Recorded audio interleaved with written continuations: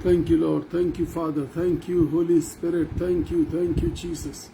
We give you all the glory, Lord. We give you all the glory. Master, we give you all the glory. Hallelujah. धन्यवाद यीशु राजा।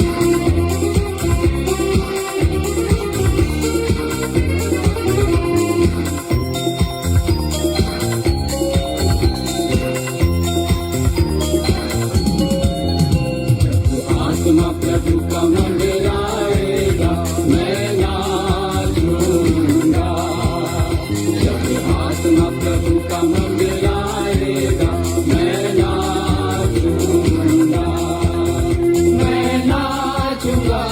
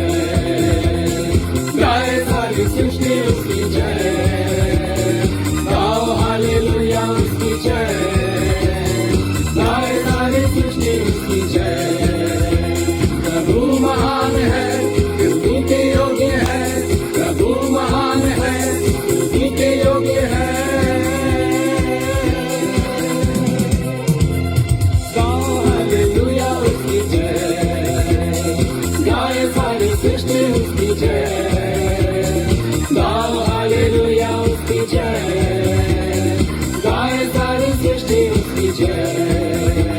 प्रभु महान है, स्तुति के योग्य है, प्रभु महान है, स्तुति के योग्य है।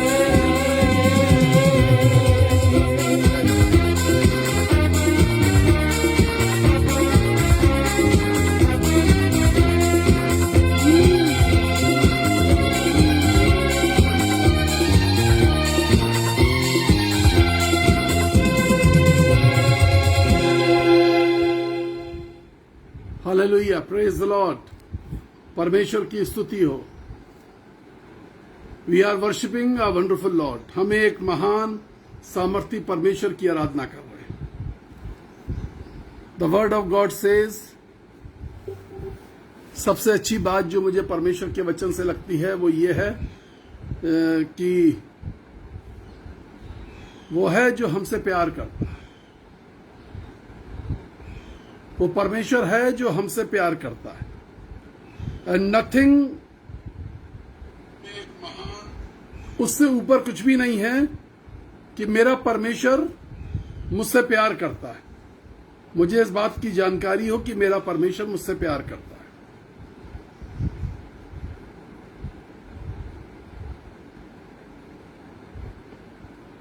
हालेलुया। सो प्रेज गॉड। एक बार फिर से प्रभु की स्तुति हो। आज ठीक 6:15 बजे हमने स्वर्गिक मन्ना को शुरू किया। बहुत सारी रिक्वेस्ट आई हैं ऐसी कि सर उसको 6 बजे से कर दें तो हम सुबह ही ज्वाइन कर सकते हैं, क्योंकि अब स्कूल जाना पड़ रहा है और हॉस्पिटल्स में जिनकी ड्यूटी है वो उन्हें जो मॉर्निंग शिफ्ट जिनको ज्वाइन करनी है तो उनकी इच्छा है। हमने कहा कि ठीक है, हम प्रार्थना करेंगे और विचार करेंगे कि क्या हो सकता है। ज्यादा से ज्यादा लोग प्रभु के वचन के साथ जुड़े रहे। सुबह एक बार को हमने सोचा कि इस प्रोग्राम को शाम को कर दें, लेकिन सबकी बात यह है कि जो सुबह आशीष मिल जाए, परमेश्वर का वचन जो सुबह मिल जाए और हमारे लिए प्रार्थना हो जाए, हमारे परिवारों के लिए प्रार्थना हो जाए। हम दिन में 4 बार स्वर्गिक मन्ना के परिवारों के लिए प्रार्थना करते हैं। लेकिन मुझे बात समझ में आई कि नहीं, सुबह ऑनलाइन भी प्रार्थना जरूरी है और सुबह स्वर्गिक मन्ना भी जरूरी है। So let's see as God leads, जैसा परमेश्वर हमें अगुवाई करेगा। बादल, कल मैंने आपसे वायदा किया था बादल के विषय में कि आज बादल बताऊंगा। यीशु को बादलों पर जाते हुए देखा, चेले देख रहे थे। 2 मनुष्य आए जो श्वेत वस्त्र पहने हुए थे, जो चमक से रहे थे, और वो पूछने लगे कि तुम क्या देख रहे हो। उन्होंने बताया, तुम्हारा रब्बी, तुम्हारा गुरु, तुम्हारा यीशु, तुम्हारा प्रभु स्वर्ग में उठा लिया गया। वो बादलों के बीच से स्वर्ग में उठा लिया गया। बादलों का समझना जरूरी है। बादल क्या है? बाइबल में बादल का जिक्र पहली बार कहां हुआ? खुदा के कलाम को जब आप ध्यान से पढ़िएगा तो परमेश्वर का वचन बताता है कि नूह के समय में परमेश्वर ने वाचा बांधी नूह से और कहा कि अगर आप उत्पत्ति की पुस्तक उसका 9वां अध्याय और उसकी 14वीं आयत पढ़ें और मेहरबानी से स्क्रीन पर भी डाल दें, 9वां अध्याय 14वीं आयत और स्क्रीन पर भी डाल दें, तो वहां पे लिखा हुआ है 14 आयत में, पहले लिखा है 14 आयत। पहले 14 आयत पढ़ेंगे, उसके बाद 13वीं आयत पढ़ेंगे, उल्टा पढ़ेंगे। 14वीं आयत 9वां अध्याय the book of Genesis chapter 9 verse 14 says, जब पृथ्वी पर बादल फैलाऊंगा तो मैं धनुष दिखाई पड़ेगा। जब मैं पृथ्वी पर बादल फैलाऊं, 9-13 भी डाल दीजिए, जब पृथ्वी में बादल फैलाऊं तो तुम्हें धनुष दिखाई देगा। ये परमेश्वर ने वायदा किया नूह से। और 13वीं आयत में लिखा, और मैंने अपना धनुष बादलों में रख छोड़ा है। जब आप प्रकाशित वाक्य पढ़ेंगे तो वहां पे लिखा है, परमेश्वर के पुत्र के बगल में बादलों के बीच में धनुष रखा हुआ है। एक वाचा है धनुष। ये बादलों के बीच में एक वाचा है। ये जो बादलों के बीच में यीशु मसीह उठाया गया, यीशु मसीह वो वाचा है। परमेश्वर का पुत्र है, लेकिन उद्धार की वाचा है। एक प्रॉमिस है, कवेनेंट है। जो कोई मुझ पर विश्वास करेगा वो संतान होने का अधिकार प्राप्त करेगा। विश्वास का तरीका ये लिखा है, if you abide with me and my words abide with you. यदि मेरी बातें, यदि तुम मुझ में बने रहो और मेरी बातें तुम में बनी रहे, तो जो चाहो मांगो वो हो जाएगा। यदि तुम मुझ में बने रहो, यदि तुम यीशु में बने रहो और यीशु की बातें तुम्हारे अंदर बनी रहे, तो यीशु मसीह परमेश्वर की वो वाचा है। यीशु मसीह परमेश्वर का प्यार है, परमेश्वर का बेटा है, सेकंड इन गॉड है। पिता पुत्र पवित्र आत्मा में सेकंड नंबर पे है। आज बादलों पर स्वर्ग में उठाया गया है। कहा जाता है कि बादलों पर फिर से वापस आएगा। हमें सीखना यह है कि वो कौन से बादल होंगे। बादल काले होंगे, सफेद होंगे, मिट्टी के रंग के होंगे, रंग बिरंगे होंगे, या कोई और बादल है, कोई और बादल है।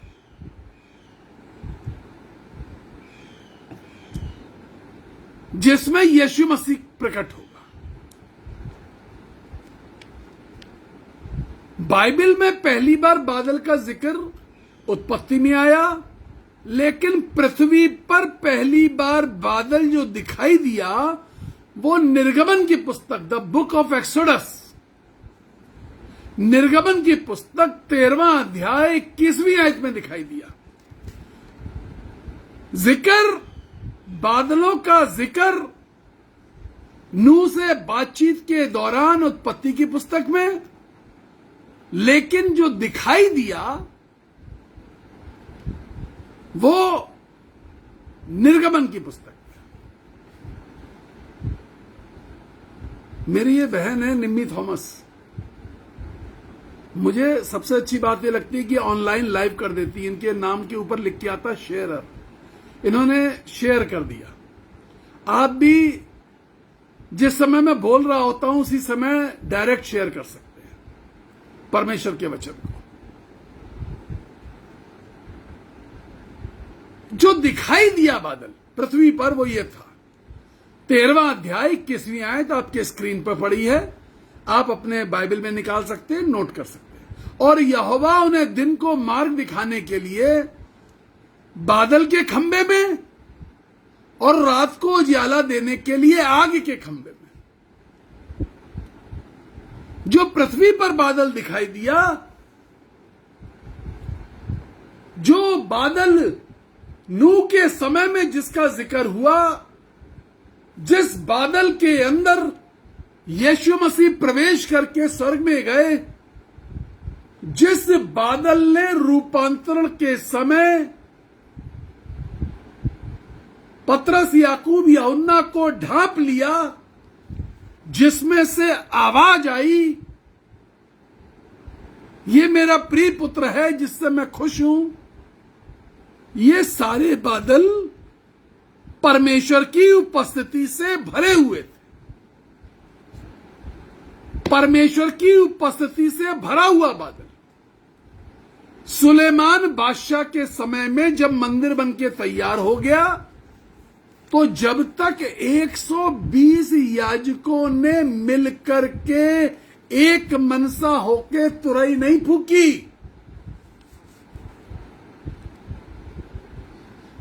तब तक बादल के रूप में परमेश्वर का वो भवन, परमेश्वर के वचन में लिखा है, बादलों से भर गया, उसमें परमेश्वर की उपस्थिति थी।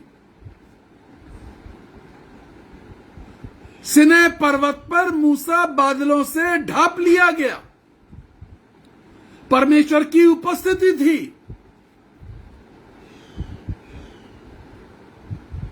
परमेश्वर की उपस्थिति के बिना वाला बादल कभी हमें पसंद नहीं आता। जब मैं शिमला में था और वहां पे सिर्फ बादल थे, बड़ा अजीब सा घुटा घुटा सा मौसम लग रहा था। वहां लोगों को स्नोफॉल अच्छी लगती है, वहां बादल अच्छे नहीं लगते। वो लोग इंतजार करते हैं कि धूप निकल आए, धूप निकल आए। उन्हें धूप पसंद है, उन्हें बादल पसंद नहीं। लेकिन उसी बादल में यदि परमेश्वर की उपस्थिति है तो वो आपको पसंद आने लगेगा। परमेश्वर की उपस्थिति का बादल, रात में आग का खंभा और दिन में उजियाले का बादल। आग का बादल, उजियाले का बादल। जंगल है ना, उजियाला चाहिए। जब आपके जिंदगी में अंधेरा हो, जंगल में अंधेरा होता है। जब आपकी जिंदगी जंगल के समान हो, कंफ्यूज्ड हो, अंधेरा हो, कुछ दिखाई ना दे रहा हो, आपको उजियाले की बादल की जरूरत है। और वो आज जरूरत है, और जिंदा रहते हुए जरूरत है, और बहुत बाद में 50 साल बाद जरूरत नहीं है। ये बातें जो सिखाई गई हैं कि इंतजार करो कि परमेश्वर बादलों में आएगा, आई डोंट नो कैसे सिखाई गई। अगर जीवन अंधेरा है, जंगल में है, कुछ सूझ नहीं रहा, कुछ समझ में नहीं आ रहा, और आप जिंदा हैं, तो दिन में उजियाले के बादल की जरूरत है, परमेश्वर के अगुवाई की जरूरत है।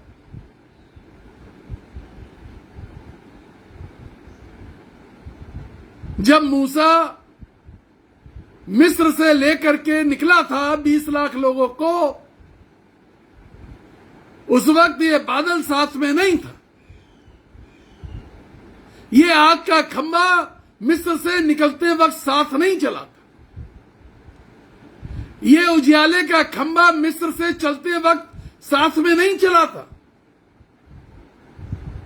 ये जब जंगल शुरू हुआ तब साथ में आया। समझिए इस बात को। जिस बादल के विषय में आपने पढ़ा, सुना, समझा कि यीशु मसीह बादलों पर आएगा, अगर 10 साल बाद, 15 साल बाद बादलों पर आया और तब तक आप सिसकते रहे, कहते रहे, कराहते रहे, टूटे रहे, फूटते रहे, मन टूटा रहा, विचलित रहा, क्या फायदा? वो बादलों वाला यीशु आपकी जिंदगी में आज जरूरी है। उस बादल वाले यीशु की आज जरूरत है। उस खंबे की जो उजियाला लेकर के आ सकता है, उस खंबे की जो रोशनी लेके आ सकता है अंधकार में, पीड़ा में, कष्ट में, दर्द में, तड़पन में, अकेलेपन में, गरीबी में, कमजोरी में, उसकी आज जरूरत है।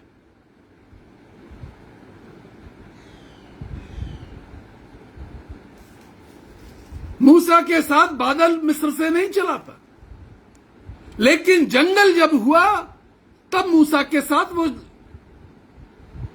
आ गया। अगर आपकी जिंदगी में बादलों की जरूरत है तो किसी अनिश्चित दिन का इंतजार मत करिए। आज प्रार्थना करिए कि प्रभु मुझे बादलों की जरूरत है, बादल में तू प्रकट हो जा मेरी जिंदगी। वो आग का खंभा जो मूसा के जमाने में चला करता था। भजन संहिता 104:3 में लिखा है, वह बादलों को अपना रथ बना लेता है। बादलों को अपना रथ बना लेता है। नहूम की पुस्तक में यदि आप पढ़ेंगे तो वहां लिखा हुआ है कि और बादल उसके पैरों की धूल है, जिसमें परमेश्वर प्रकट होता है। अगर आप पुराने नियम में पढ़ेंगे तो एलिया ने एलीशा से कहा, कारमेल की चोटी पर जा और देख के बता कि बादल दिखाई दे रहा या नहीं दे रहा, क्योंकि परमेश्वर का दर्शन है कि भारी बारिश होगी। एलीशा बार बार जा रहा है, आके कह रहा, मास्टर कुछ दिखाई नहीं दे रहा, स्वामी कुछ दिखाई नहीं दे रहा है। एलीशा खिसिया रहा है, बार बार गया, एक बार और गया, एक बार और जा, कहता है एक मुट्ठी बादल दिखाई दे रहा है, एक मुट्ठी बादल, सिर्फ एक मुट्ठी बादल।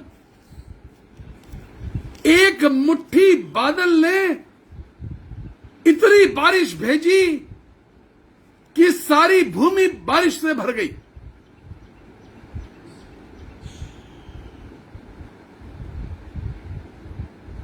एक मुट्ठी बादल की जरूरत है, परमेश्वर की उपस्थिति की जरूरत है। वो क्या है बादल? नए नियम में बादल क्या चीज है? इब्रानियों की पुस्तक 12वां अध्याय 1 आयत स्क्रीन पे डाल दी जाए। वहां पे लिखा है, इस कारण जबकि गवाहों का ऐसा बड़ा बादल, इब्रानियों 12:1, हिब्रू चैप्टर 12 वर्स 1। इस कारण जबकि गवाहों का ऐसा बड़ा बादल हमको घेरे हुए है, तो आओ हर एक रोकने वाली वस्तु और उलझाने वाले पापों को दूर करके जिस दौड़ में हमें दौड़ना है, धीरज से दौड़ें।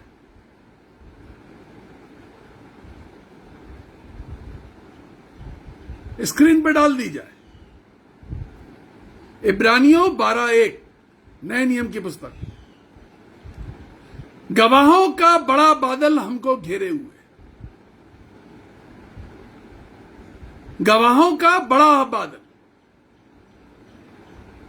ये बादल किस चीज का है? ये बादल है परमेश्वर के गवाही देने वालों का बड़ा झुंड। आप किनके साथ संगति कर रहे हैं और परमेश्वर आपके जीवन में क्यों नहीं प्रकट हो रहा? आपका झुंड कौन सा है? यीशु मसीह प्रकट क्यों नहीं हो रहा? हम आत्मा में उठाए क्यों नहीं जा रहे? रूपांतरण से पहले एक घटना घटी। बाइबल बताती है, अगर आप लूका की इंजील 9वां अध्याय 34वीं आयत देखेंगे तो वहां लिखा है, रूपांतरण के समय बादल से घिरने लगे पतरस, याकूब, यूहन्ना, तो डर गए। ऐसे लोगों की संगति में जाने से हम डरते हैं जो परमेश्वर के गवाह होते हैं, जो परमेश्वर से मुंह दर मुंह बातचीत करते हैं, जो परमेश्वर, जिनसे परमेश्वर आपके विषय में बातचीत कर सकता है, जो आपके जीवन को सुधारने की 2-4 बातें बता सकते हैं। डरते हैं। बादल घिरा तो डर गए। यीशु के साथ है, फिर भी डर गए। यीशु लेके गया है, फिर भी डर गए। हम कह रहे हैं हम यीशु के साथ हैं, फिर भी डरे हुए बैठे। कोई डर है मन में?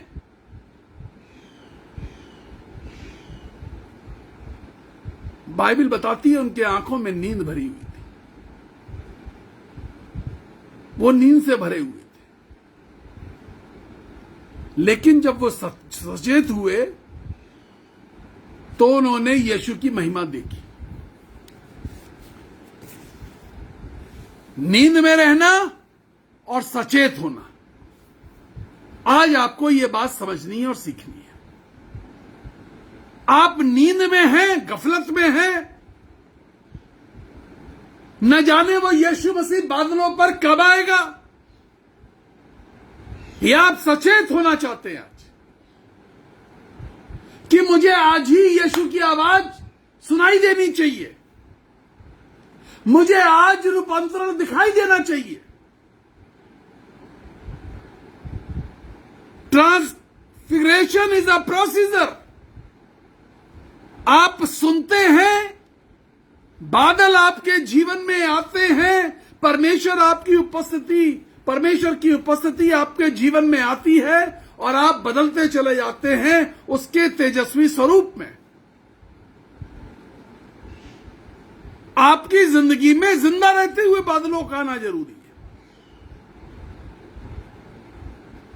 क्या पता कल मैं ना हूं और मैंने आज बादल ना देखे।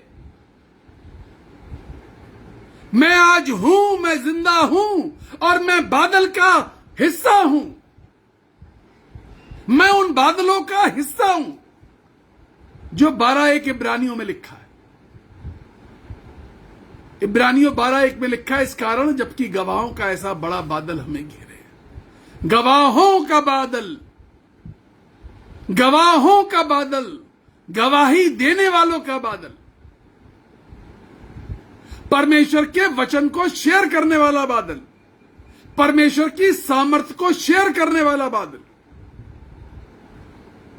एक ऐसा बादल जो परमेश्वर की बातों को शेयर करे। वो क्या डर है कि हम शेयर नहीं कर रहे हैं? वो क्या डर है?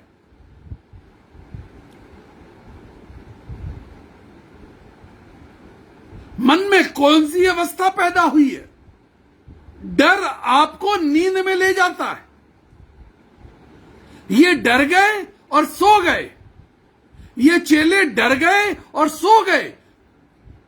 बाइबल के अंदर बाइबल का सबसे बड़ा जो काम हो रहा था वो उस पहाड़ के ऊपर हो रहा था, रूपांतरण हो रहा था। उससे बड़ा चमत्कार, उससे बड़ा काम यीशु मसीह का जमीन पर रहते हुए नहीं हुआ, जो पहाड़ के ऊपर पतरस, याकूब, यूहन्ना के सामने हो रहा था। डर गए, सो गए। जब सचेत हुए तो यीशु की महिमा को देखा, तब यीशु की महिमा को देखा। फिर उन्होंने यीशु से क्या कहा? बहुत ध्यान से सुनिएगा और इस चैप्टर को जरूर पढ़िएगा, 9वें अध्याय को। इस घटना को ध्यान से पढ़िएगा। उन्होंने यीशु से क्या कहा? उन्होंने यीशु से कहा, हम यहां पर 3 तंबू बना लें, एक एलिया के लिए, एक मूसा के लिए और एक तेरे लिए। देखिए, यीशु को तो वो जानते थे, यीशु को तो वो जानते थे, लेकिन एलिया और मूसा से उनकी कभी मुलाकात नहीं हुई थी पहले। ध्यान से समझिएगा, यीशु को तो वो जानते थे,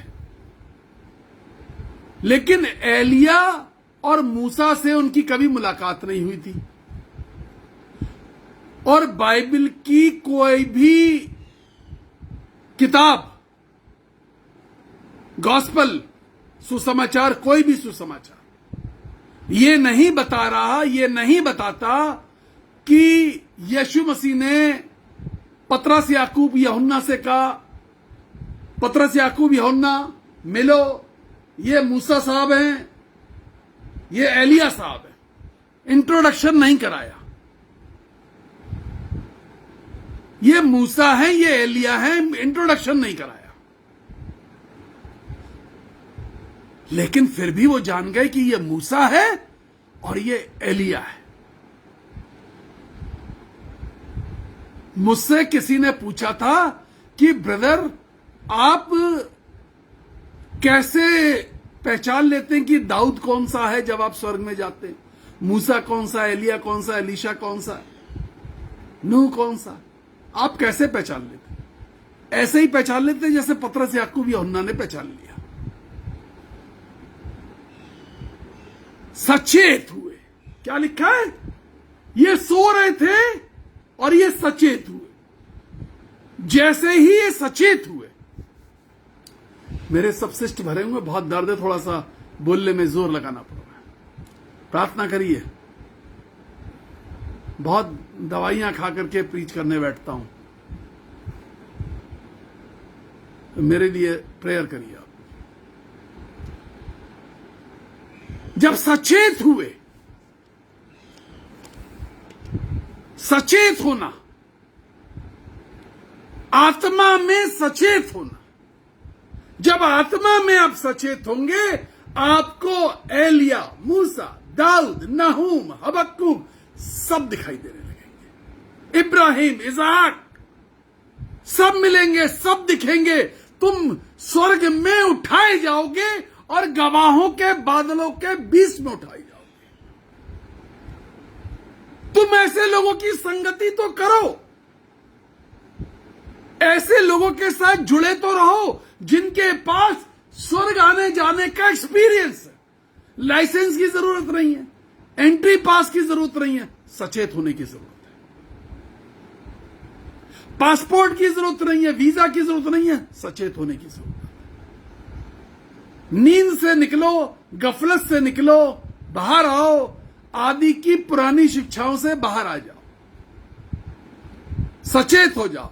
गवाहों का ऐसा बड़ा बादल हमको घेरे हुए है, तो आओ हर एक रोकने वाली वस्तु यानी गवाहों के बीच में जैसे ही आप जुड़ना शुरू करते हैं, ऐसे लोगों के साथ जुड़ना शुरू करते हैं जिनको स्वर्गिक एक्सपीरियंस है, तो रोकने वाली वस्तु और उलझाने वाले पाप घेरना शुरू कर देते हैं। रोकने वाली वस्तु और उलझाने वाले पाप, कुछ लोग आपको रोकना शुरू कर देते हैं, कुछ आदतें रोकना शुरू कर देती हैं, कुछ आलस रोकना शुरू कर देता है, कुछ हालत और हालात रोकना शुरू कर देते हैं। रोकने वाली वस्तु और उलझाने वाले पाप,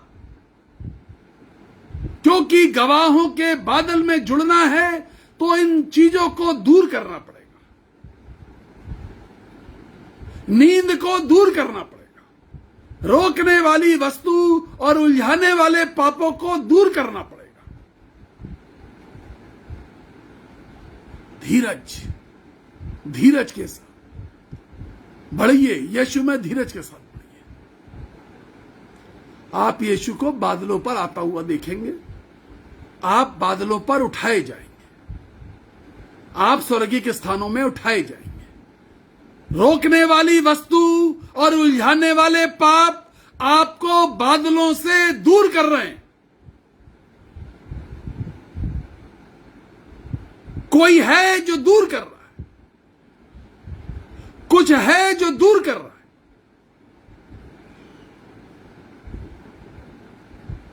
आप गवाह बन नहीं पा रहे, कुछ है जो दूर कर रहा है। आप परमेश्वर के वचन को शेयर नहीं कर पा रहे, कुछ है जो रोक रहा है। करके तो देखिए, किसी एक तक तो परमेश्वर के वचन को पहुंचाने का माध्यम बनिए। रोकने वाली वस्तु और उलझाने वाले पाप। जिस दौड़ में दौड़ना है, धीरज के साथ दौड़े। खुदा के कलाम में लिखा, ये सो रहे थे, जब सचेत हुए तो उन्हें यीशु अपनी महिमा में और मूसा और एलिया दिखाई दिए। यीशु की महिमा भी दिखाई दी और मूसा और एलिया से इंट्रोडक्शन नहीं कराया था, लेकिन मूसा और एलिया को पहचान लिया। क्या आप नहीं चाहते कि आप भी मूसा और एलिया को पहचानें? क्या आप नहीं चाहते कि जिस डंके की चोट पे हम बताते हैं कि स्वर्ग जाते हैं, क्या आप नहीं चाहते कि आप भी जाएं? जिंदा रहते हुए हो आइए।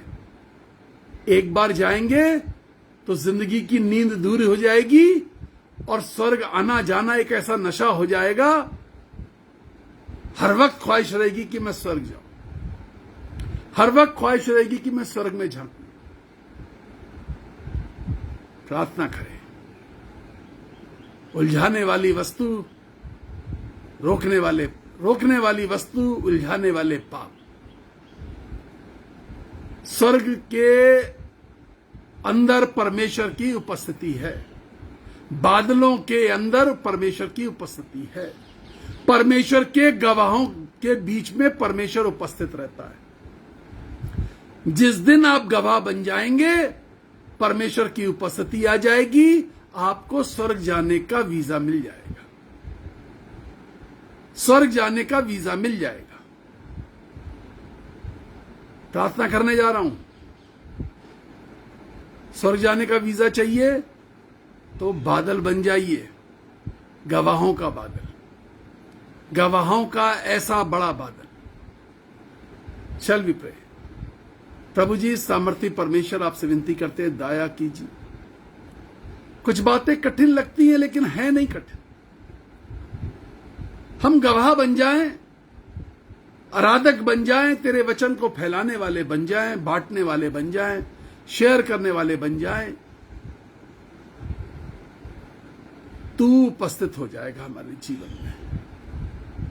प्रभु जी, हम चाहते हैं कि ये जितने परिवार जुड़ते हैं लाइव टेलीकास्ट में, जितने परिवार, इनके आज के दिन की शुरुआत पिता परमेश्वर तेरे अभिषेक, तेरी सामर्थ, तेरी करुणा, तेरी दया से भरी हुई हो, तेरी आत्मा से परिपूर्ण हो। जो लोग बाद में भी देखते हैं पिता परमेश्वर, उनको बहुत आशीष देना। जो आज तेरे वचन को लाइव सुन करके शुरुआत कर रहे हैं, आत्मा की अगुवाई हर पल, हर क्षण, हर कदम पे, हर सांस के लेने में और सांस के छोड़ने में महसूस करें। दिन भर तू इनसे बातचीत कर, इनके दिमाग पर पवित्र आत्मा का कंट्रोल रहने पाए, दिल पर कंट्रोल रहने पाए। आशीषित करें। बीमारियां, दर्द, तड़पन, घुटन, अकेलापन, पैसे की तंगी यीशु के नाम में दूर हो जाए।